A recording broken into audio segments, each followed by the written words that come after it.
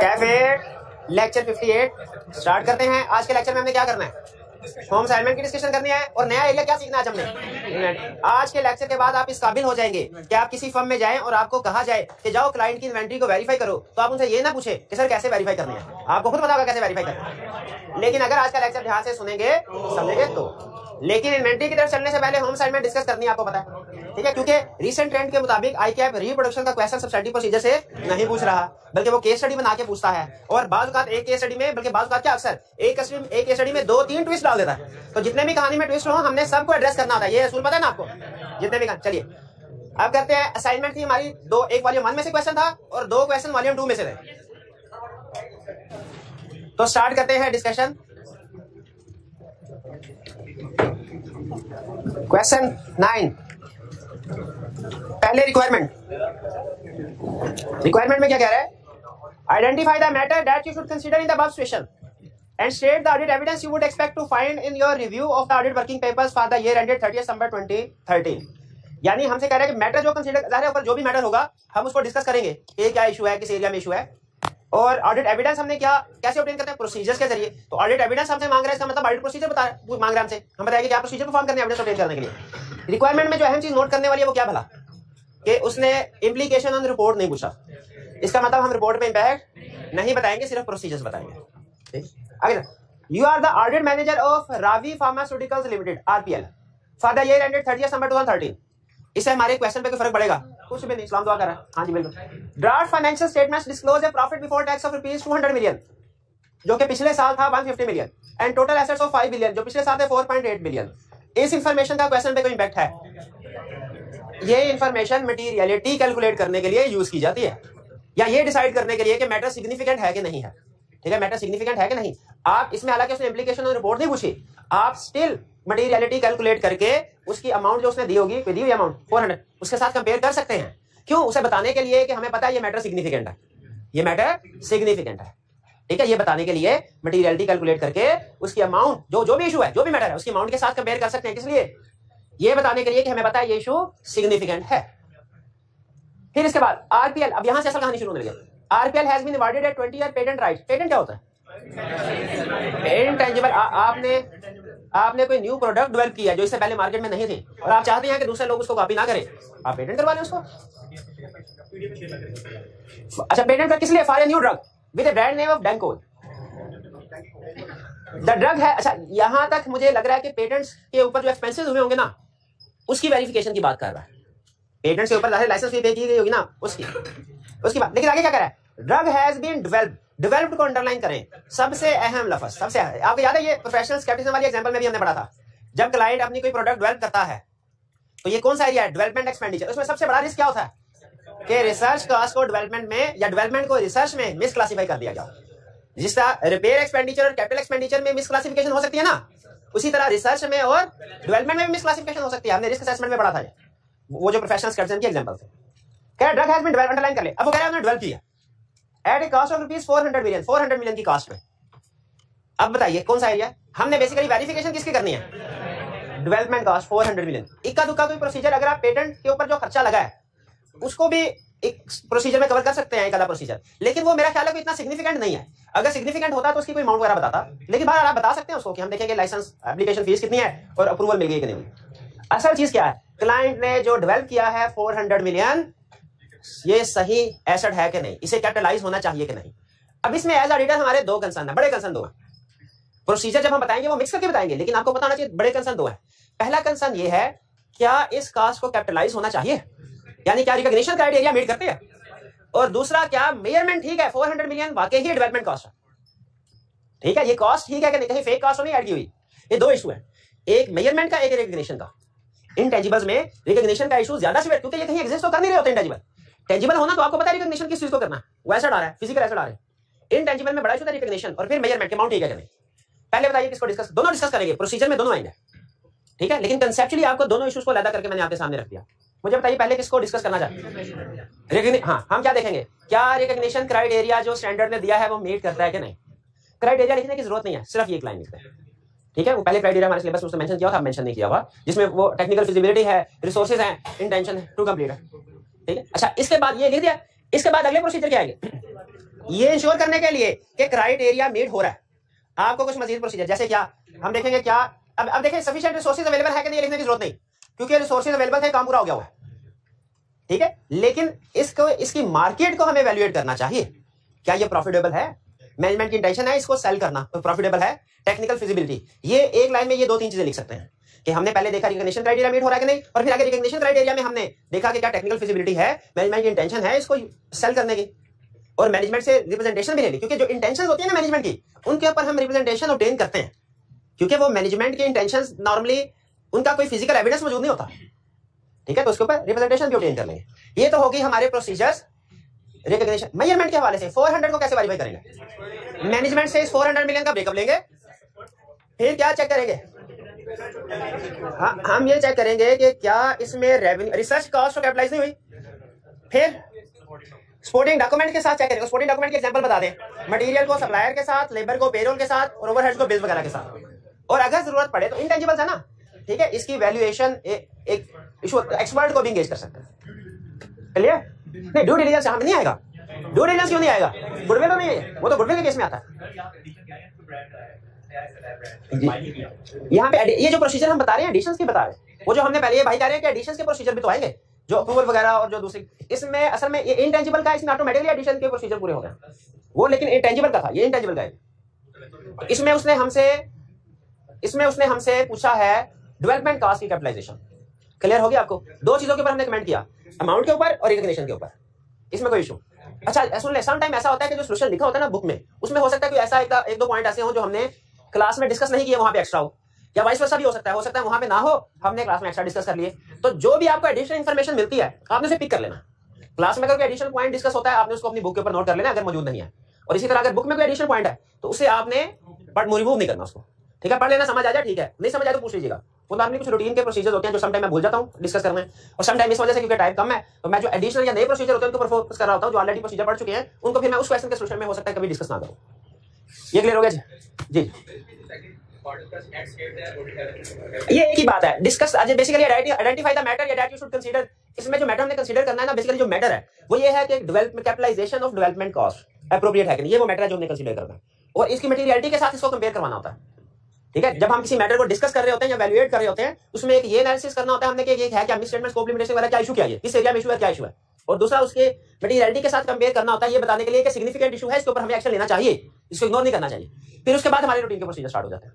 लेकिन आपके लिए ये एक ही रिक्वायरमेंट होगी, वो आपसे पूछेगा बताओ इसमें क्या प्रोसीजर परफॉर्म किए हैं, या पूछेगा बताओ एविडेंस क्या ऑब्टेन करेगा, ठीक है। हाँ एंड आ जाए तो 2, लेकिन सम टाइम जो है वो दोनों को इकट्ठा कर देता है, सोल्यूशन बनाते हुए वो इकट्ठा कर देता है, आप बिल्कुल उसको अलग करें। ये भाई कह रहे हैं sir matter that you should consider and audit evidence, audit evidence में तो प्रोसीजर आ जाएगा, हमने डिस्कस किया है।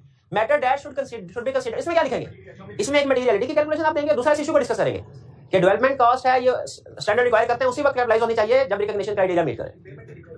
अच्छा क्या इंपेयरमेंट के प्रोसीजर लिखना चाहिए इसमें, उसने चूंकि कोई इंडिकेशन नहीं दी हुई और मार्क्स भी कम है तो मैं इंपेयरमेंट के प्रोसीजर नहीं लिखूंगा। मेरे ख्याल में इसमें इंपेयरमेंट के प्रोसीजर, क्योंकि एक तो मार्क्स कम है और दूसरा क्वेश्चन में कोई ऐसी इंडिकेशन है कि इंपेयरमेंट वाली जी। हाँ कंपैरिजन में पिछले साल का प्रॉफिट और टोटल इररिलेवेंट है बिल्कुल। लास्ट ईयर से हमें कोई इस साल का ऑडिट कर रहे हैं ना, तो मटेरियलिटी कैलकुलेट करने के लिए इस साल की फिगर यूज करेंगे, पिछले साल की थोड़ी करेंगे, उनकी कोई रेलेवेंस नहीं है क्वेश्चन। डेवलपमेंट कॉस्ट में अप्रूवल का प्रोसीजर नहीं लिखा हुआ, उसकी रीजन क्योंकि ये अप्रूवल जो है ये ड्यूरिंग क्लियर हुआ सारा बुक में। अच्छा वॉल्यूम 1 में कह रहे हैं, सोल्यूशन में तो नहीं कह रहे, वॉल्यूम 1 में क्या लिखा हुआ है प्रोसीजर में, डेवलपमेंट कॉस्ट के प्रोसीजर में अप्रूवल की बात नहीं लिखी, आप लिख सकते हैं, बिल्कुल अप्रूवल होनी चाहिए, बिल्कुल लिख सकते हैं। अगर कोर्ट की इम्प्लीकेशन मांगता तो मटेरियलिटी आ रही है 10 मिलियन, कॉस्ट है 400 मिलियन, ये मटेरियल है परवेसिव। क्लास में क्वेश्चन बता सकता है अगर इसमें उसने इम्पैक्ट रिपोर्ट मांगा होता तो हम 400 मिलियन को मटेरियल लेते के परवेसिव। प्रॉफिट के लिहाज से देखें तो परवेसिव है क्योंकि प्रॉफिट का 50% से ज्यादा है, टोटल एसेट्स के लिहाज से देखें तो कम है, मटेरियल बनता है, परवेसिव नहीं बनता। तो बताइए परवेसिव की डेफिनेशन में क्या लिखा पड़ा था, जो सब्सटेंशियल हो इनकम स्टेटमेंट के लिए, बैलेंस शीट के लिए, कि पूरी फाइनेंशियल स्टेटमेंट के लिए। उसमें सब्सटेंशियल तो फाइनेंशियल स्टेटमेंट लिखा था, तो फाइनेंशियल स्टेटमेंट में इनकम स्टेटमेंट बैलेंस शीट दोनों होते हैं, तो अगर एक चीज इनकम स्टेटमेंट के पॉइंट ऑफ व्यू से परवेसिव है, बैलेंस शीट के पॉइंट ऑफ व्यू से नहीं है, तो वो चीज परवेसिव नहीं है, क्योंकि वो पूरी फाइनेंशियल स्टेटमेंट के कंटेक्स्ट में परवेसिव नहीं है। समझे? सिर्फ इनकम स्टेटमेंट के 50% से ज्यादा है लेकिन बैलेंस शीट के 50% से कम है, तो वो मटेरियल होगी परवेसिव नहीं होगी। परवेसिव कब होती? अगर बैलेंस शीट के भी 50% से ज्यादा होती या टोटल बैलेंस शीट की फिगर दी ना होती। अगर बैलेंस शीट की फिगर दी ही ना होती और प्रॉफिट का, तो हम कहते हैं ठीक है, जो फिगर दी है उसके मुताबिक क्राइटेरिया मीट होता है, परवेसिव। क्लियर होगी बात? चलिए, ये क्वेश्चन था। इसके बाद हमारा वॉल्यूम 2 का क्वेश्चन है।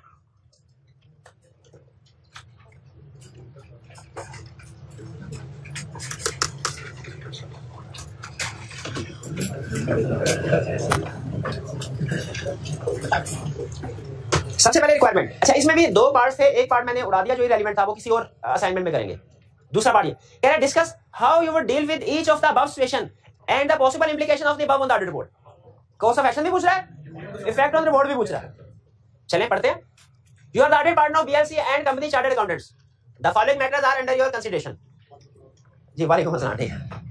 Artificial Technologies Limited ATL has recognized an intangible asset of rupees 100 million in respect of development cost relating to a software which ATL expects to market in future. Development cost underline कीजिए। Development cost सबसे अहम लफ्ज क्या है इसमें?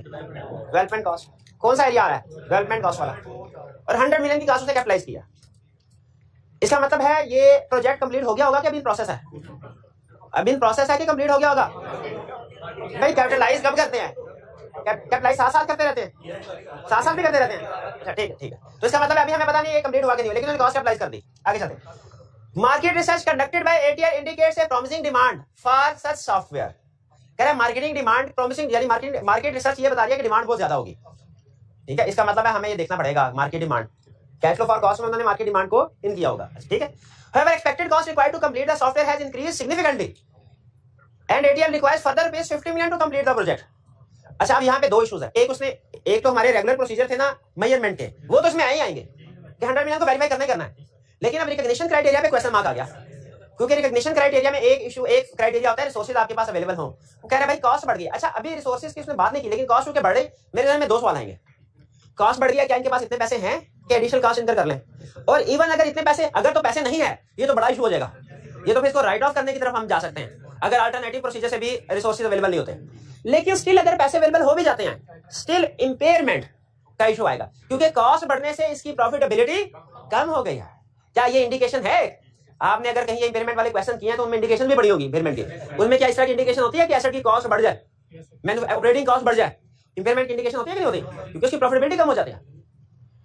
अब मुझे नहीं पता आगे, अगर तो आगे क्वेश्चन यही खत्म कर देता है, मैं दोनों चीज डिस्कस करूंगा। अगर अल्टरनेटिव सोर्सेज अवेलेबल हो जाते हैं तो क्या करना है, रिसोर्सेज अवेलेबल नहीं होते तो क्या करना है? रिसोर्सेज अवेलेबल नहीं होते तो इसको राइट ऑफ करने की तरफ जाएंगे, अवेलेबल होते हैं तो इंपेयरमेंट की टेस्टिंग की तरफ जाएंगे। एग्री करते हैं मेरे साथ? नहीं, इसमें क्या मसला है? कंडीशंस प्रॉफिट में कैसे कम? कोई प्रोजेक्ट महंगा, कोई मशीन महंगी हो जाए अगर, तो उसकी डेप्रिसिएशन भी ज्यादा होगी और उसका जो प्रॉफिट है तो कम नहीं हो जाएगा, क्योंकि डेप्रिसिएशन एक्सपेंस है, तो उस मशीनरी का प्रॉफिट कम हो जाएगा ना। हाँ जी, डेप्रिसिएशन। मैं ज्यादा टेक्निकल वर्ड इस्तेमाल नहीं करना चाहता, वरना इसको अगर कैश जनरेटिंग यूनिट के तौर पे ले तो भी इसकी कॉस्ट बढ़ जाती है और बढ़ने से प्रॉफिट मिले। और अगर इसकी नेट प्रेजेंट वैल्यू कैलकुलेट करें, आपने इन्वेस्टमेंट प्रेजेंट सीखा हुआ है, तो वो भी हो सकता है नेगेटिव हो जाए। तो बहरहाल वो टेक्निकल चीजें मुझसे नहीं जाती, सिंपल कॉस्ट बढ़ जाए, इससे प्रॉफिटेबिलिटी कम हो जाती है। प्रॉफिटेबिलिटी किसी चीज की कम हो जाए, इंपेयरमेंट टेस्टिंग, इसका मतलब है वो एसेट इंपेयर हो, इंडिकेशन लाइन पेड हो गया होगा। प्रॉफिट देखिए, प्रॉफिटेबिलिटी रिड्यूस होने से, किसी प्रोजेक्ट या कॉस्ट बढ़ने से अल्टीमेटली किस पे इंपैक्ट आएगा? इंपेयरमेंट। कोई बात नहीं, लिखना भूल जाए तो फिर आपको शायद वो उसके अगली दफा लिख दीजिएगा। इंपेयर, एक मिनट, अरे अकाउंटिंग में कह रहे नहीं पड़ा कि ऑडिट में कह रहे नहीं पड़ा? अकाउंटिंग में पेमेंट नहीं पड़ा ना, ये इंडिकेशन नहीं पड़ी भाई, कहीं ना कहीं कवर हो रही होगी किसी ना किसी बात नहीं, उसमें फैक्टर्स बताए होंगे ना, कहीं ना कहीं किसी ना किसी फैक्टर में कवर हो रहा होगा। अंडरस्टूड है?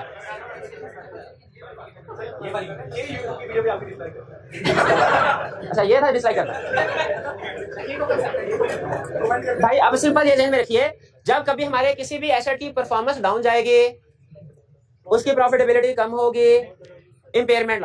देखिए इंपेयरमेंट में मैं ज्यादा बात इसलिए नहीं इसमें डिस्कस करना चाहता, कुछ स्टूडेंट ने शायद इंपेयरमेंट ना पढ़ा हो, सबने मेरे में पढ़ी हुई है। अच्छा चलिए आप सुने, इंपेयरमेंट के लिए वैल्यू यूज कैलकुलेट करते हैं, और वैल्यू इन यूज अगर कम हो जाए, इंपेयरमेंट की इंडिकेशन ये पड़ा था, तो वैल्यू इन यूज कैसे कम होती है भला?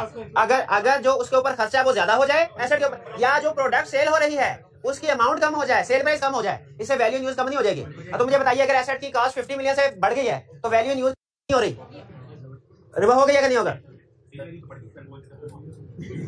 भाई? ठीक है कि नहीं? अच्छा चलो ये बात तो क्लियर हो गई ना। लेकिन मुझे एक और सवाल बताओ, पिछले साल की निस्बत इस साल की सेल्स कम है, इसका रिस्क क्या है? ठहर जा जरा, उसे सुनना। इन्वेंटरी ऑब्सोलीट हो गई, जिस मशीन से प्रोडक्शन हो रही है वो इम्पेयर, वो ये कैसे इम्पेयरमेंट का लॉस है ये बताओ ना। एक मिनट है,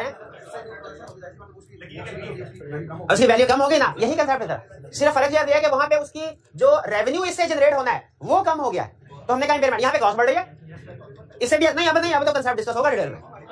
इन्वेंटरी की एनआरवी, अब मैंने आपको दो केसेस बताने हैं, आपने बताना है इसमें से कौन सा केस इन्वेंटरी की एनआरवी को अफेक्ट कर रहा है। पहला केस है इन्वेंटरी की सेल प्राइस कम हो जाए, दूसरा है उसकी कॉस्ट बढ़ जाए, उसके रिवर्सल होते हैं राइट डाउन टू एनआरवी करना था, दोनों उसको अफेक्ट कर रहे हैं। क्यों? एक तो रेवेन्यू और एक कॉस्ट है। एग्जैक्टली यहाँ पे भी यही है, अगर आप जो मशीनरी बना रहे हैं उसकी प्रोडक्ट की सेल प्राइस कम हो जाए वो भी इसकी इम्पेयरमेंट की इंडिकेशन है, और अगर उस मशीनरी की अपनी कॉस्ट बढ़ जाए, ऑपरेटिंग कॉस्ट या उसकी परचेज प्राइस, तो वो भी इसकी इम्पेयरमेंट की इंडिकेशन है। बहुत नहीं, 3 एग्जांपल दिए, 3 दफा कहो, बहुत बहुत बहुत शुक्रिया। कोई बात नहीं भाई, ये तो मेरा फर्ज था। हाँ, इसी बोंगे क्वेश्चन के जवाब देने के तो पैसे मिलते हैं। नहीं मजाक कर रहा हूँ। अब आइंदा कभी इंपेयरमेंट इशू आइडेंटिफाई कर लेंगे, मिस नहीं करेंगे। आगे चलते हैं।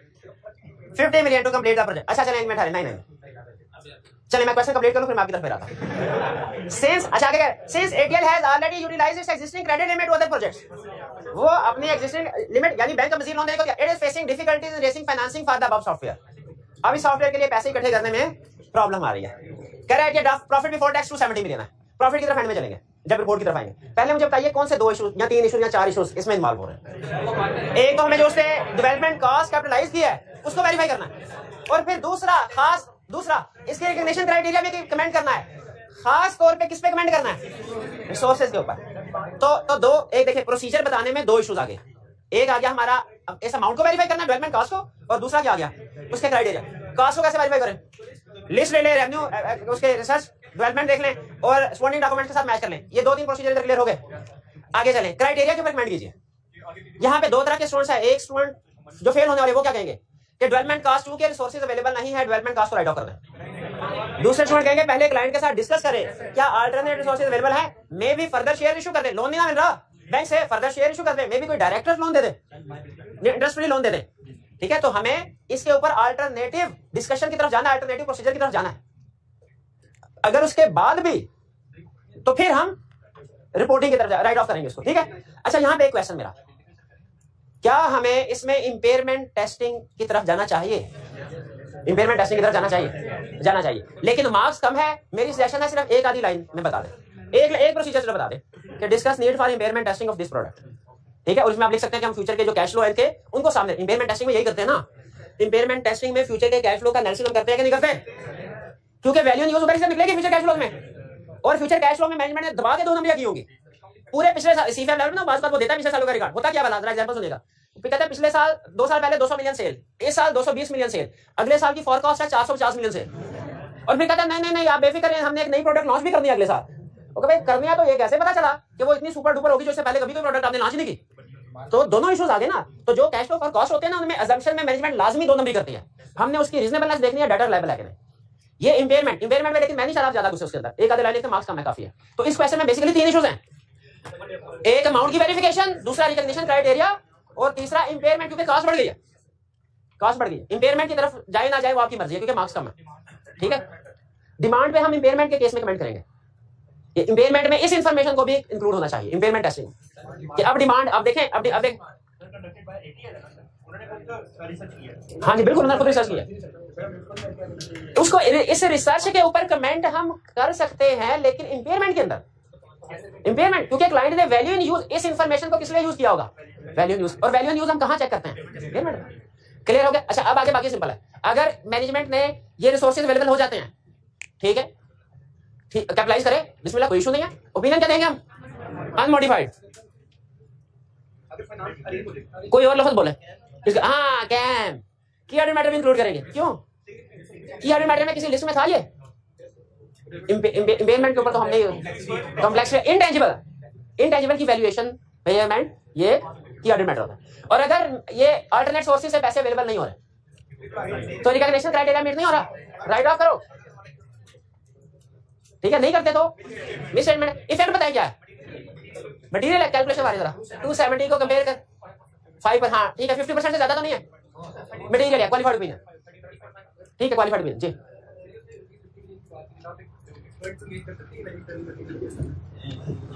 नहीं उसने क्या क्या है 50 मिलियन की बात की है थोड़ा सा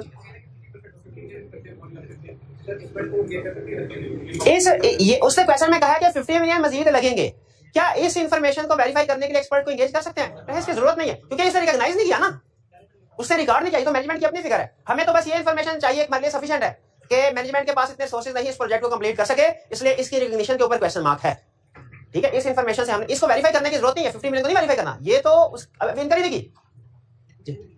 लिक्विडिटी का इशू नहीं, लिक्विडिटी का इशू क्यों आएगा?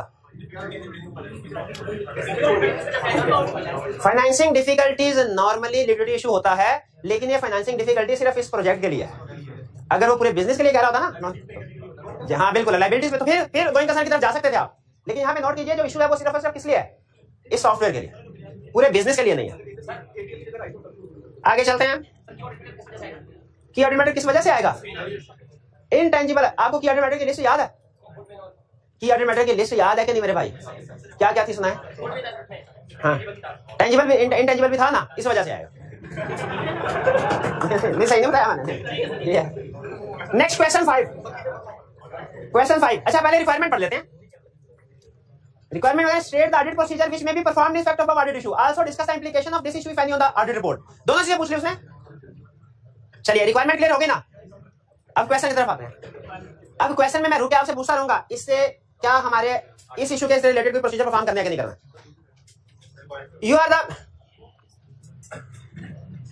You are the manager responsible for the audit of Crown Limited (CL) for the year ended 31st December 2019. Your audit team has informed you that CL is developing, underline करें, a new product solar giant which would have 3 times more power generation capacity than the regular solar panels available in the market. वो एक नया solar panel develop कर रहा है। CL had capitalized। अच्छा इससे मुझे ये पता चला है कि इंटेंजिबल्स में आई कि आपने पढ़ाई हमें 3 एरियाज है, गुडविल भी है, डेवलपमेंट कास्ट भी और ब्रांड अदर ब्रांड वगैरह भी, लेकिन उसका फेवरेट एरिया कौन सा है? Development cost. CL had capitalized development cost of rupees 40 million in 2018, पिछले साल 40 मिलियन किया, and 38 million इस साल 38 मिलियन किया। Based on technical feasibility carried out by the production department, testing of solar giant is in the right direction and product would be launched as per plan in June 2020। यहाँ पे अगर question खत्म हो जाता तो हम कौन से प्रोसीजर परफॉर्म करते हैं? 38 मिलियन की वेरिफिकेशन के कास्ट ठीक है कि वो रेगुलर, और फिर क्राइटेरिया रिकॉग्निशन क्राइटेरिया मीट होता है। और चूंकि क्राइटेरिया इसमें उसने हमें कोई इशू नहीं बताया तो क्राइटेरिया सिर्फ एक लाइन में डिस्कस कर देते कि हम इंश्योर करेंगे रिकॉग्निशन क्राइटेरिया एज पर IFRS मीट हो रहा है। यहां तक क्वेश्चन यही बनता है, एग्री करते हैं इसे? अच्छा अब 38 मिलियन के वेरिफिकेशन प्रोसीजर तो हमने हर हाल में परफॉर्म करने हैं ना, वो तो आगे 38 में बिल्कुल जो भी कहानी हो। अब हमने देखना है कि आगे फर्दर हमसे उसकी कोई रिक्वायरमेंट है कि नहीं। अगर आगे मजीद कोई इशू है तो उसका मतलब हमने इशू स्पेसिफिक प्रोसीजर भी परफॉर्म करने हैं। अगर क्वेश्चन में उसने कोई मजीद इशू बताया है हमने उस इशू से रिलेटेड प्रोसीजर परफॉर्म करने हैं। अगर क्वेश्चन में उसने मजीद कोई इशू बताया है हमने उस इशू से रिलेटेड प्रोसीजर परफॉर्म करने हैं। बताएंगे इसको आगे क्या कह रहा है। However, review of board minutes revealed that CL is facing technical problems।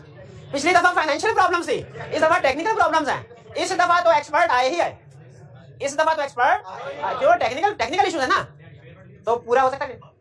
That may delay the launch of solar giant till March 2021। ठीक है, डिले टेक्निकल इशू आ गया जिसकी वजह से लॉन्च डिले हो सकता है। The minutes further revealed that CL may require to incur further rupees 50 million for the development of this project। Impairment, क्यों impairment? कॉस्ट बढ़ने से प्रॉफिटेबिलिटी। कह रहा this would result in increase in selling price that was originally estimated by CL। Estimated by CL ये लिखा। Increase in selling price। अगर theoretically knowledge होगा ना आपका, आप कहेंगे ये तो ऊपर वाले के साथ सेट ऑफ हो गया, अब तो इम्पेयरमेंट का कोई इशू नहीं क्योंकि कॉस्ट बढ़ी, सेलिंग प्राइस भी बढ़ रही है तो प्रॉफिटेबिलिटी बढ़ी। लेकिन एज ऑडिटर प्रोफेशनल स्केप्टिसिज्म आप कहेंगे हाँ सेल प्राइस बढ़ाएंगे तो क्वांटिटी कम होगी, तो मे बी नेट इफेक्ट जो है वो रिड्यूस सेल्स का हो, रिड्यूस सेल्स का हो। तो बताइए क्या अब कंक्लूजन दे, दोनों इंफॉर्मेशन को सामने रख के मुझे बताइए इम्पेयरमेंट का इशू आ रहा है कि नहीं आ रहा। तो हमारे 2 इशू हो गए, बल्कि 3 हो गए। एक डेवलपमेंट वेरिफिकेशन 38 मिलियन, दूसरा रिकॉग्निशन क्राइटेरिया जिसके लिए हम एक्सपर्ट को एंगेज करेंगे, और तीसरा इम्पेयरमेंट। लेकिन क्या हम 50 मिलियन की अवेलेबिलिटी के बारे में कमेंट करेंगे? 50 मिलियन के पिछले क्वेश्चन में हमने कमेंट क्यों किया था? उसने कहा था 50 मिलियन का कोई नहीं है पैसे मेरे पास, यहां पे अभी तक उसने नहीं बताया, इसका मतलब है सोर्सेज अवेलेबल हैं। आगे चलते हैं। CL's management is of the view that they would overcome these technical problems without incurring any additional cost. ये ऊपर किसने कहा था हमें एडिशनल कॉस्ट इनकर करनी है? डायरेक्टर्स ने। मैनेजमेंट क्या कह रही है कि कोई एडिशनल कॉस्ट इनकर नहीं करनी पड़ेगी। और क्या कह रहे हैं? And would launch solar giant as per original plan in June 20। तो कह रहे हैं हम प्लान के मुताबिक ही लॉन्च करेंगे। शाबाश, इनकंसिस्टेंसी आ गई इस पे। आप अब देखें तरतीब से सारे इश्यूज को डील करना है, पहले जिसको मर्जी करे बाद में जिससे फर्क नहीं पड़ता, इशू सबको डील। सबसे पहले इनकंसिस्टेंसी का इशू है, क्या प्रोसीजर लिखेंगे, डिस्कस करेंगे, रिकंसाइल करवाएंगे, ठीक है ठीक है। मोस्ट प्रोबेबली डायरेक्टर वाली बात ठीक होगी। दूसरी चीज, एक तो हमने इनकंसिस्टेंसी को डिस्कस कर लिया और 38 मिल की वेरिफिकेशन के प्रोसीजर डिस्कस करने की बाद जरूरत नहीं।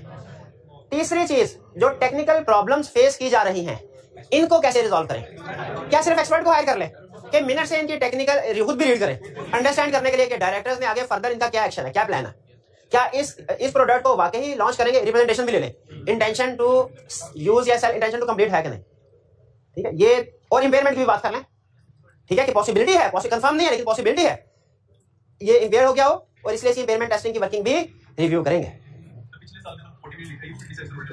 नहीं, पिछले साल के ऊपर हम वेरिफिकेशन नहीं करेंगे। हमारे पिछले साल के ऊपर इस 40 मिलियन की वेरिफिकेशन का कोई प्रोसीजर नहीं है, और ना ही इसके ऊपर हमें कोई एविडेंस लेने की प्रीडिसेसर राइटर से जरूरत है, वो हमारे सिलेबस में नहीं है लास्ट ईयर, और हम नॉर्मली भी ये नहीं करते। ये क्लियर हो गया। इसमें आपने देखा एक के क्वेश्चन के अंदर वो डिफरेंट एक ही एरिया के अंदर आ रहा है। डेवलपमेंट का अब स्टूडेंट फेल क्यों होता है भला? स्टूडेंट ये समझते हैं डेवलपमेंट कॉस्ट है ना, तो डेवलपमेंट कॉस्ट के सारे प्रोसीजर छाप दो। आप खुद बताएं, अगर यही छापना आता वो इतना बड़ा क्वेश्चन क्यों बनाएगा? और खुद आप सोचें, अगर आप डेवलपमेंट कॉस्ट के कोई स्टूडेंट प्रोसीजर सारे छाप देता है एज इट इज, क्या वो पास होगा? वो नहीं होगा। स्टूडेंट कहेगा सर पेपर तो बड़ा अच्छा हुआ था। भाई रिप्रोडक्शन के क्वेश्चन और केस स्टडी में फर्क है। केस स्टडी आपको जिस इशू को डिस्कस करवाती है, हमें उस इशू को एड्रेस करना है। जी सीधा सीधा जवाब, सीधा जवाब नहीं है। सीधा सीधा इसकी अप्रोच ये है कि प्रोसीजर याद करें और फिर उसके बाद केस स्टडी पढ़ते हुए अलर्ट रहे कि उसमें क्या क्या इश्यूज आइडेंटिफाई कर रहा है। हमने हर इशू को एड्रेस करना है और हर इशू का जवाब आपके पास होगा। अगर आपने पूरा सिलेबस कवर किया होगा ना, कोई ऐसा इशू नहीं होगा जिसको आप एड्रेस ना कर सकते हो। जैसे अब से पहले तो शायद हम इंपेयरमेंट के इशू को एड्रेस ना कर पाते, लेकिन अब हम कर सकें। प्रैक्टिस का मकसद यही होता है, ठीक है, प्रैक्टिस का मकसद यही होता है। आप सिर्फ टेक्स्ट को पढ़ के ना, वॉल्यूम 1 या ICAP की बुक को पढ़ के इस काबिल नहीं होंगे पेपर पास कर लें, जब तक कि केस स्टडी की सफिशिएंट प्रैक्टिस नहीं करेंगे। और बहुत से कंसेप्ट ऐसे होते हैं जो केस स्टडी से ही क्लियर होते हैं, वो टेक्स्ट से क्लियर नहीं हो रहे होते हैं। इनकंसिस्टेंसी कहां पढ़ाया मैंने भाई? इनकंसिस्टेंसी कहां पढ़ा? चैप्टर 3 में। 3 में नहीं, 2 में बल्कि। प्रोफेशनल स्केप्टिसिज्म नहीं था जहां पे लर्निंग ऑब्जेक्टिव 10 था, वो डायरेक्टर्स रिपोर्ट, वो तो लेकिन इनकंसिस्टेंट। हाँ ठीक है, अच्छा 4 में भी पढ़ाया था, लेकिन वो एग्जांपल जो प्रोफेशनल स्केप्टिसिज्म थी उसमें भी पढ़ाया था। उसमें 3-4 एग्जांपल भी दी थी कि कंफर्मेशन का अगर आए तो वो क्या फर्क है। किधर है? दिखाए किधर? नहीं, वो प्रोफेशनल स्केप्टिसिज्म हमारा लर्निंग ऑब्जेक्टिव किधर है? लेट आया था, कितना लेट आए थे? महीने बाद थोड़ी आए किधर? तो फिर इतना बड़ा एग्जाम लगा, सर पढ़ाया नहीं है। ये ऐसे स्टूडेंट होते हैं, खुद लेक्चर नहीं लेते हैं या डबल स्पीड लेक्चर सुनते हैं, क्वेश्चन आ जाए कहते हैं सर ने पढ़ाया नहीं है। यही है जो मेरी यूट्यूब पे डिसलाइक करता है। और अभी भी नहीं पहुंचा, अपेंडिक्स था। अच्छा ये आगे चल, ये इसमें भी मैं बताता हूँ।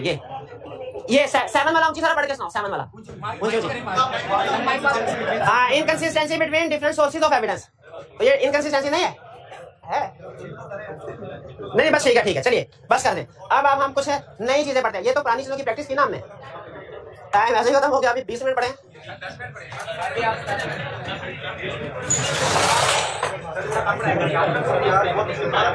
याद करने के लिए आपको कीवर्ड्स दिए हैं ना, याद करने के लिए कीवर्ड्स दिए हैं आपको। आज हमने सीखना है वेरिफिकेशन किसकी, और आधा काम तो हमने किया हुआ है।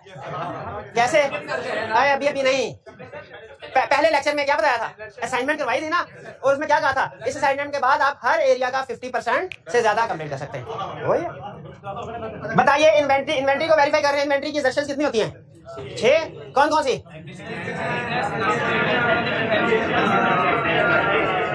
कौन सी रह गई है? 5 नहीं, ये तो 5 हुई। 1 2 3 4 5 राइट साइड आप लिखिए, ठीक है। वो भाई अभी आगे लिख रहे हैं तो वो अभी आपको बता देते हैं। हाँ, और भी लिखना है। एग्जिस्टेंस को कैसे वेरीफाई करेंगे? फिजिकल इंस्पेक्ट करके। लेकिन इस एक तीर से हम 3 शिकार कर सकते हैं। अच्छा 1 मिनट है, ये भाई मुझे बताएंगे, प्यारे भाई ये बताइए, अगर हम लिस्ट में से सैंपल सेलेक्ट करके देखें फिजिकली इन्वेंट्री मौजूद है कि नहीं, कौन सी एग्जर्शन है? एग्जिस्टेंस, ये इधर आ गया। और अगर हम फ्लोर से यानी गोदाम से आइटम सेलेक्ट करके लिस्ट में, तो कंप्लीटनेस में भी होना चाहिए। ये उल्टा लिख दिया, कोई बात नहीं, उल्टा होके पढ़ लो। Floor to list, floor to list. नहीं भाई, एक बंदा कितना काम करे यार, थोड़ा बहुत आप ही कोऑपरेट किया करे। फ्लोर टू लिस्ट, और ये एग्जिस्टेंस है लिस्ट टू, ये लिस्ट टू फ्लोर का मतलब समझ रहे हैं ना। बट तो देखे वही प्रोसीजर, ये भी फिजिकल वेरिफिकेशन, ये भी फिजिकल वेरिफिकेशन, लेकिन कैसे डायरेक्शन चेंज होने से दर्शन चेंज हो गई। लेकिन एक फिजिकल वेरिफिकेशन से तीसरा शिकार क्या होता है, वो कब होती है, जब फिजिकली जाके हम इंस्पेक्ट करते हैं, देखते हैं किधर है वैल्यूएशन है। एनआरवी में होगा कि ये फिजिकल कंडीशन, फिजिकल वेरिफिकेशन के दौरान उसकी फिजिकल कंडीशन देखो। हमारा एक लिस्टेड क्लाइंट था, उसमें पिछले साल इन्वेंट्री आ रही थी, उसकी डिफरेंट लोकेशन थी, 10-12 लोकेशन पर इन्वेंट्री रखी हुई थी।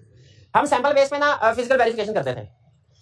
अच्छा, सैंपल सेलेक्ट करने के लिए हमारी कोशिश होती है जो रिस्की आइटम है ना उनको प्रेफर करें। तो वो लोकेशन ऐसी थी, पिछले साल भी 200 मिलियन का स्टॉक था, इस बार भी 200 मिलियन का स्टॉक था। हमने कहा कोई रिस्क नहीं है, इसको क्या सेलेक्ट करना। अगले साल जाके फिर भी 200 मिलियन, हमने कहा कोई रिस्क नहीं।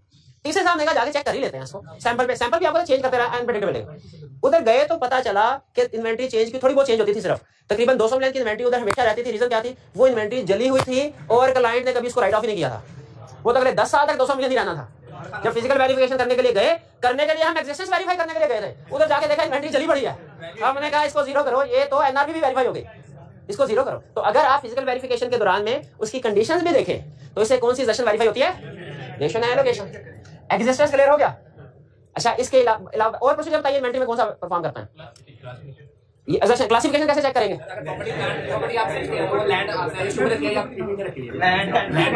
भैया आसान सी मिसाल दे दो, प्रॉपर्टी को सेल करने के लिए छोड़, इजी एग्जांपल दो ना। क्लासिफिकेशन क्या है, के स्कैन लेजर स्कैन करें, कहीं इसमें हाई वैल्यू आइटम्स तो नहीं आ रहे, हो सकता है फिक्स एसेट का क्लासिफिकेशन कर रही हो। Cut off on sales and, ये कट ऑफ क्या होता है, जिस पीरियड की ट्रांजैक्शन है उसी पीरियड में आनी चाहिए। क्लाइंट क्या करता है, प्रॉफिट को ओवरस्टेट करने के लिए क्लाइंट क्या करता है, उसका तरीका बाद में बताता हूँ। पुराना जो क्लाइंट होता था ना, वो फेक सेल रिकॉर्ड करता था, जो पुराना निस्बतन शरीफ क्लाइंट होता था। अब शरीफ क्लाइंट कैसे फ्रॉड करता था कि सेल्स को फेक सेल रिकॉर्ड कर लेता था और परचेजेस रिकॉर्ड ही नहीं करता था। इससे भी प्रॉफिट ओवरस्टेट हो जाता है, लेकिन ये जल्दी पकड़ा जाता था क्योंकि हम कहते थे भाई चीजें निकले गई। अब क्लाइंट क्या करता है, अब वो चीज को रिकॉर्ड करता है, क्या करता है, ये रेंट में जब देखता है ना प्रॉफिट एक्सपेक्टेशन से कम है, ज्यादा चाहिए, वो जनवरी की 1 2 3 4 5 6 7 8 9 10 जनवरी की सेल को दिसंबर की सेल के तौर पे रिकॉर्ड कर देता है। सेल तो फेक नहीं होती, उसको अर्ली रिकॉर्ड कर देता है। और 21 22 23 24 25 26 27 28 29 30 31 दिसंबर की जो परचेजेस हैं उनको अगले साल ट्रांसफर कर देता है। होती है रिकॉर्ड में की होती है, लेकिन अगले साल। ये है कट ऑफ।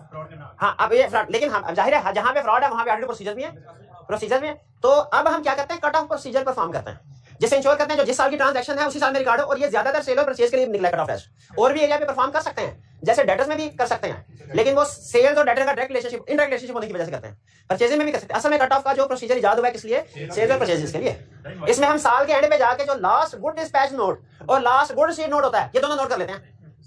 ये तो और क्लाइंट को धमकी दे के आते हैं कि भाई तुमने फाइनेंशियल स्टेटमेंट बनानी है ना, बनाओ जरूर, लेकिन उसमें इस गुड डिस्पैच नोट के बाद वाली सेल इस साल में ना हो और इससे पहले वाली सारी सेल्स अगले साल ना हो। इसी तरह जीआरएन में क्या कहते हैं कि हमने आखिरी जीआरएन नंबर 31 दिसंबर को स्टॉक आउट करने गए ना, नोट करके जा रहे हैं। जब फाइनेंशियल स्टेटमेंट बना के हमें दो ना, इससे पहले वाली परचेज इस साल में हो, अगले साल ना हो, और इसके बाद वाले नेक्स्ट ईयर में हो, इस साल। यह है कट ऑफ। लेकिन मुझे बताया कट ऑफ तो सेल और परचेज के लिए होता है, इन्वेंट्री में क्यों कर रहे हैं? उसका दूसरा फैक्ट है, सेल्स गलत तो इसका मतलब डेटर्स भी गलत और इन्वेंट्री भी गलत। दूसरा फैक्ट इंटरेक्ट नहीं आता है।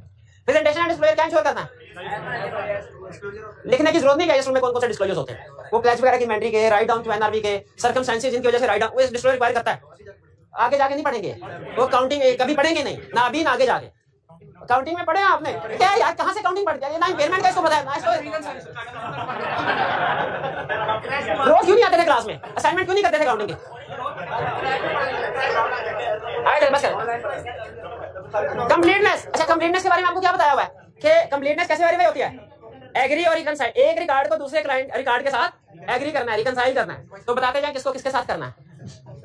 बैलेंस शीट में जो इन्वेंट्री की आइटम आ रही, अमाउंट आ रही है, उसको एग्री करना है लेजर के साथ, लेजर को फिर हमने स्टॉक शीट के साथ मैच करना है, ठीक है। Agree financial with record. फिर कंप्लीटनेस में एक अजीब बात कर रहा है, inventory held by third party if any. हमारा एक लिस्टेड क्लाइंट था, वो इन्वेंट्री का बदकिस्मती से मेरे जिम्मे था। क्लाइंट ने लिस्ट में, बैलेंस शीट में लिखा हुआ था फॉर एग्जांपल 500 मिलियन इन्वेंट्री है।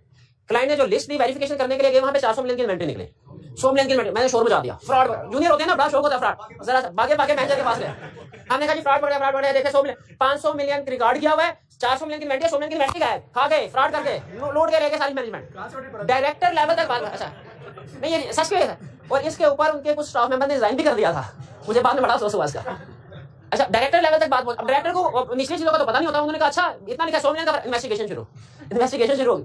बाद में पता चला 100 मिलियन का ऑर्डर दिया था सप्लायर को, और इनके पास गोदाम में जगह नहीं थी, तो सप्लायर के साथ एग्रीमेंट ये हुआ था आप अपने गोदाम में चीजें रखें, जब हमें जरूरत पड़ेगी ना हम आपसे मंगवाए, तो वो बेसिकली इन्वेंटरी थी सप्लायर के पास। अब जब इशू सामने आया मैं मुंह से बता अपनी लेकिन मैंने आइडेंटिफाई तो सही किया ना, मुझे इशू नजर आया मैंने रिपोर्ट कर दिया। हाँ ये तो क्लाइंट को पता होना चाहिए था ना, असल में बड़ा क्लाइंट होता है ना तो उसमें लोगों को ज्यादा पता भी नहीं होता क्या हो रहा है, वो एक जो रेलिवेंट पर्सन था जिसको पता था वो शायद नहीं बता सका, छुट्टी पे होगा कोई चक्कर। तो मुझे बताइए क्या हमें ये अब आपने क्या करना है, जब कभी फर्क आए ना फौरन डायरेक्टर के पास नहीं जाना, पहले डिस्कस विद मैनेजमेंट ये बताओ, और इंश्योर कीजिए कहीं ऐसा तो नहीं कि इन्वेंट्री थर्ड पार्टी के पास है। अगर कोई क्लाइंट की इन्वेंट्री थर्ड पार्टी के पास है उसको इंक्लूड करना है, उसके बगैर इन्वेंट्री कंप्लीट। स्टॉक डेट में पता चला था ये, स्टॉक डेट में ही पता चला था ये। स्टॉक डेट में क्लाइंट, स्टॉक डेट किसका करना है, क्लाइंट का करते हैं उसके सप्लायर का, तो क्लाइंट के वेयर हाउस में थी नहीं इन्वेंट्री 100 मिलियन की। हाँ तो वो मैंने उससे पूछा वेयर हाउस वाले को, वेयर हाउस का मुझे क्या पता था, मुझे तो इतना स्टॉक आया था इतना, और वेयर हाउस वाला सच्चा था, वो तो परचेज वाले को पता बताना चाहिए था कि हमने कोई इन्वेंट्री परचेज कर लिया जो गोदाम तक नहीं पहुंची। वेयर हाउस मैनेजर तो उस चीज के लिए रिस्पांसिबल है जो गोदाम में चीज आई है, जो आई ही नहीं ना उसको पता ना वो रिस्पांसिबल। अच्छा मजे की बात सुनो, 31 नंबर को 100 मिलियन का फर्क निकला, 15 फरवरी को जाके पता चला कि सप्लायर के पास है, सप्लायर के पास गए उधर पता चला 60 मिलियन है, 100 मिलियन नहीं है। अब की बार मैंने शोर नहीं मचाया, अब मैंने डिस्कस किया। हाँ उसने क्या कहा, उसने कहा सर 60 मिलियन ये रेंट के बाद हम कर, फिर मैंने क्या किया 60 मिलियन को वेरीफाई किया, रिकॉर्ड ऑब्टेन किया कि इन दिनों में कितना सेल परचेज, रिवर्स वर्किंग करके फिर उस 100 के ऊपर। तो अगर ये रेंट के बाद किसी डेट में स्टॉक काउंट करें तो आपको पता है ना कि कैसे रिवर्स करके। अच्छा जिस तरह हमारी इन्वेंट्री थर्ड पार्टी के पास है, हो सकता है थर्ड पार्टी की इन्वेंट्री, क्या उस इन्वेंट्री पे हमारा राइट है, क्या हम उसके मालिक हैं, तो ये समझ है exclude inventory of third party. अगर थर्ड पार्टी की इन्वेंट्री हमारे पास है इसको एक्सक्लूड करो, और अगर हमारी इन्वेंट्री थर्ड पार्टी के पास है इंक्लूड करो। ठीक है चलिए ये क्लियर हो गया। अच्छा राइट एप्लीकेशन में सप्लायर इनवॉइस, गाड़ी आपकी है, क्या सबूत है, स्टेशन बुक, बाइक है आपकी, घर है आपका, स्टेशन बुक, लेकिन हर चीज के टाइटल डॉक्यूमेंट्स नहीं होते, ये मार्कर है, क्या सबूत है कि ये फॉर एग्जाम्पल अगर मैंने खरीदा है मेरा, इसका कोई सबूत नहीं। याद रखे जिस चीज के बारे में कोई टाइटल डॉक्यूमेंट्स ना हो उसके दो सबूत होते हैं ओनरशिप के, एक रसीद, जिसके पास रसीद है उसकी ओनरशिप मानी जाती है। इसीलिए इन्वेंट्री में चूंकि टाइटल डॉक्यूमेंट्स तो नहीं होते कोई, तो हम सप्लायर इनवॉइस देख लेते हैं ओनरशिप के डिटरमिन करने के लिए, और अगर सप्लायर इनवॉइस भी ना फर्ज कीजिए किसी के पास भी नहीं इनवॉइस, तो जिसकी पोजेशन है उसी की ओनरशिप समझी जाती है। ये लीगल पॉइंट आपको बता रहा हूँ, ठीक है, जिसकी पोजेशन, अगर किसी के पास इनवॉइस निकल आती है तो इनवॉइस की बेस पर ओनरशिप डिसाइड होगी। तो जिसके टाइटल, हाँ ये किताब किसकी है, कैसे पता चला आपकी किताब है, इनके पास इनवॉइस होगी, अगर इनवॉइस नहीं है तो फिर जिसके पास है उसी की। आगे चलते, वैल्यूएशन एंड एलोकेशन। कॉस्ट को कैसे वेरीफाई करेंगे, रॉ मटेरियल। अब देखिए वैल्यूएशन एंड एलोकेशन में दो चीजें हैं, कॉस्ट और NRV. Inventory is measured at lower of cost and NRV. कोई आपसे पूछे इन्वेंट्री की वैल्यू किस अमाउंट में वैल्यू की जाती है बैलेंस शीट में, तो वैल्यूएशन एंड एलोकेशन में कॉस्ट भी है, कॉस्ट को किससे वेरीफाई करेंगे। अब देखिए मैन्युफैक्चरिंग कंपनी जो होती है ना उसमें 3 तरह की इन्वेंट्री होती है, raw material, work in process. Raw material की कॉस्ट चेक करना आसान है, कैसे, परचेज प्राइस देख लो और FIFO वेटेड एवरेज के मुताबिक कैलकुलेशन देख लो। कॉस्टिंग मेथड से क्या मतलब है, FIFO वेटेड एवरेज।